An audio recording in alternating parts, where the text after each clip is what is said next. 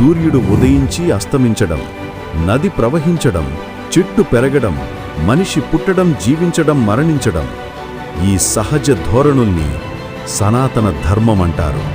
ఇంకా సింపుల్గా చెప్పాలంటే, ప్రకృతి ఎలాంటి నియమాలతో నడుస్తుందో మనిషి కూడా అలా జీవిస్తే అదే సనాతన ధర్మం.